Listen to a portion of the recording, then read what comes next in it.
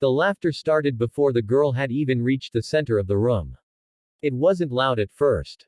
Just a few amused chuckles drifting through the old roadside biker clubhouse where engines had gone silent after a long morning ride. But within seconds, more heads turned. Smirks spread across weathered faces. Someone nudged another rider with his elbow. A few shook their heads, convinced they had just witnessed the funniest thing they would see all week. A teenage girl, small, quiet, and barely 16, had walked through the front door wearing a faded leather biker vest several sizes too big for her. It hung awkwardly over a gray hoodie, making her look like a child pretending to be someone she wasn't. To everyone inside, she looked hopelessly out of place. None of them noticed the small stitched patch near the bottom of the vest.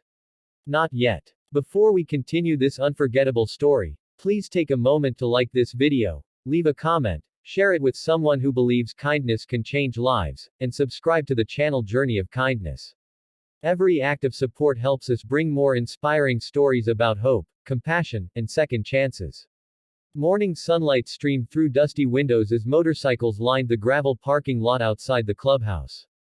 The building had stood beside the highway for nearly 40 years, welcoming travelers, veterans, mechanics, and lifelong riders who had become more like family than friends. Stories lived inside those wooden walls.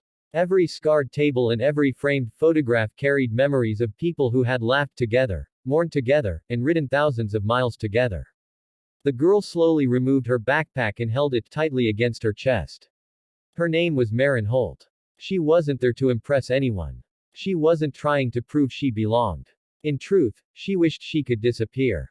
Only 2 weeks earlier, she had buried the only family she had left. Her grandfather, Ellis Holt, had suffered a sudden heart attack while repairing an old motorcycle in his garage. For nearly 12 years, Ellis had raised Maren after her parents died in a highway accident. He had taught her kindness before strength, respect before pride, and honesty before everything else. Most importantly, he had taught her never to judge a person by their appearance. After his funeral, Maren had found an old letter tucked inside one of his toolboxes. In careful handwriting, Ellis had written that if anything ever happened to him, she should take his leather vest to the Iron Ravens Motorcycle Club. He believed they would know what to do. She almost ignored the letter. Stories about biker clubs frightened her. Television made them seem dangerous. Neighbors whispered warnings. But the letter was the final wish of the man who had given her everything. So she gathered every bit of courage she had and rode the bus across 2 counties until she reached the clubhouse. Unfortunately, nobody there recognized her. The older members who had known Ellis well had left earlier that morning for a charity ride to a children's hospital nearly 3 hours away. The younger members saw only an anxious teenager wearing a biker vest she clearly hadn't earned. One rider sarcastically applauded. Another muttered that costumes belonged at Halloween, not inside a biker clubhouse.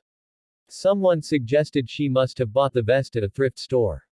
Their laughter wasn't cruel enough to be shouted, but it carried the sharp sting of humiliation. Maren lowered her eyes. She had promised herself she wouldn't cry. She had already cried enough these past 2 weeks. Instead, she quietly walked toward an empty chair and sat alone, clutching the folded letter inside her jacket pocket.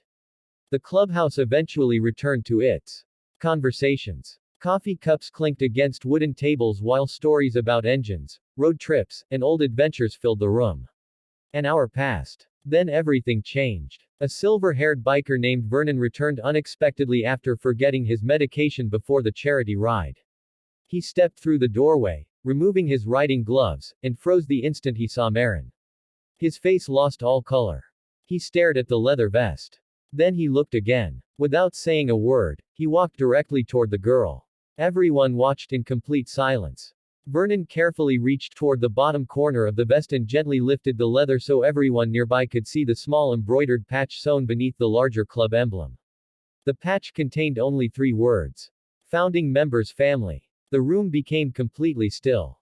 Every smile disappeared. Most of the younger bikers had never even heard those words before. Only a handful of original members possessed permission to wear that patch. It wasn't something anyone could buy. It couldn't be copied. It had never been awarded outside the families of those who had built the Iron Ravens from the ground up decades earlier. Vernon's eyes slowly filled with tears. Ellis Holt hadn't simply been another biker. He had been one of the men who founded the club 43 years earlier. Before anyone could ask questions, Marin quietly handed Vernon the folded letter. He read every word. His hands trembled. When he finished, he closed his eyes for several long seconds before carefully folding the paper again. Then he looked around the room. The same room where laughter had echoed only moments earlier. His voice remained calm, but every sentence carried enormous weight. He explained that when the Iron Ravens first formed, they weren't created for fighting or intimidation. They had begun with 6 ordinary mechanics who spent weekends repairing motorcycles for veterans who couldn't afford parts. Over the years they organized blood drives, disaster relief rides, scholarship funds, and countless charity events. Ellis Holt had never missed a single fundraiser until illness finally slowed him down. Many of the younger writers stared at the floor. They had judged someone carrying the legacy of the man who had built everything they proudly represented. Embarrassment spread across every face. One by one, writers quietly approached Marin. No speeches. No excuses. Only sincere apologies. She accepted each one with gentle kindness. Exactly as her grandfather would have wanted. Vernon asked if she would tell everyone about Ellis during lunch. At first, Marin hesitated. Speaking in front of strangers terrified her. But she remembered how her grandfather always encouraged courage over comfort. So she stood. She described evenings spent in the garage while Ellis patiently explained every bolt inside an old motorcycle engine. She remembered community dinners where he quietly paid for families who couldn't afford meals without telling anyone. She recalled snowy winters when he secretly delivered firewood to elderly neighbors before sunrise. As she spoke, many of the older members smiled through tears. The stories sounded exactly like Ellis. Always helping. Never seeking recognition. When she finished, nobody applauded immediately. Instead, silence filled the clubhouse once again. It was the respectful silence reserved for people whose goodness could never truly be measured. Later that afternoon Vernon unlocked a room few younger members had ever entered. Inside stood dozens of photographs covering the walls.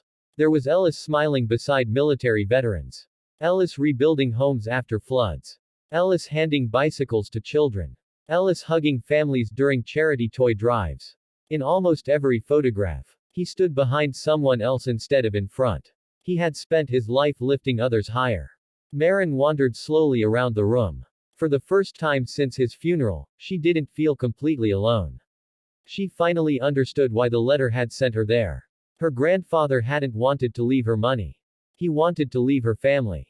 Over the next several weeks, Marin returned every Saturday. Not because anyone expected her.